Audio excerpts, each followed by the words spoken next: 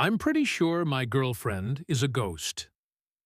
My girlfriend and I met 5 years ago. I was fresh out of college, well on my way to becoming an engineer. She walked into my life right at the perfect time. She completed me, brought love into my life, showed me the touch of a woman. After about a year or so of dating, I asked her to move in with me.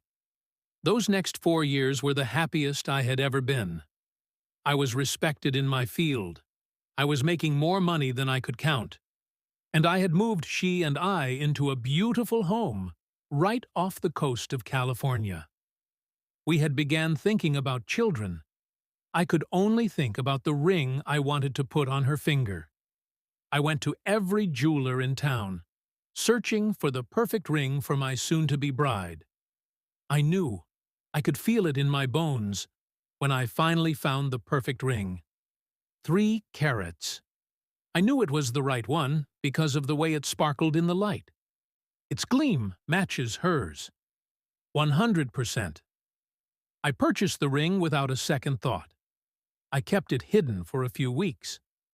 I planned to give it to her on the night of our 5 years anniversary, after a nice dinner at her favorite restaurant. However, that moment would never come. A week before our anniversary, I got a call from the hospital. My beautiful girl had been in an accident and was in ICU.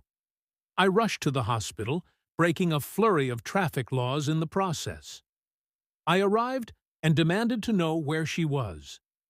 The nurse directed me to her room, and that's where I saw her. Her gorgeous face was bruised and bloodied. Tubes ran through her arms and nose, blood and medicine being manually circulated through her body. Her mother was a mess. I was a mess. The doctors remained calm. I fell to my knees in the room, begging God to show mercy on my sweet girl.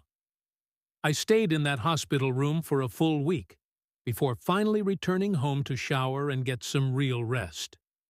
When I awoke the next morning, I brushed my teeth and got dressed, planning to immediately return to my girlfriend's side. I grabbed my wallet and keys, and just as I opened the door, I was greeted by the most precious thing I could possibly ask for. There before me stood my girlfriend, as beautiful as ever. Her wounds had healed, her face was clear, and her smile reignited my soul. I felt my eyes fill with tears of happiness as I thanked God for answering my prayers. However, as I went to hug her, she pulled away before I could touch her. Without a word, she stepped beside me and into our home. She then, gracefully and effortlessly, glided to our bedroom, where she hit the mattress and buried herself under our covers. I smirked to myself, relieved to have her home, and flicked off the light so that she could finally rest peacefully in her own bed. After about 4 hours or so, I went back to check on her. After nearly losing her before getting the chance, I brought the ring with me, ready to ask her to be mine forever, just in case I didn't get the chance again. I found that she was still curled up under the covers, unmoved. I called out to her. No response. I flicked on the light and took a seat next to her on the bed. Just as I put my arm out to touch her, my phone began to ring. It was her mother. Exiting the room as to not be rude, I took the call from the hallway, just outside the bedroom. Her mother answered in tears, nearly inconsolable. "She's gone," she kept repeating. "I know she's gone. Don't worry, she's here with me," I replied, a bit confused. This prompted her mother to wail harder. "I'm so sorry, Donovan. She loved you very much. I have to go. I'll call you in a bit." She then hung up the phone.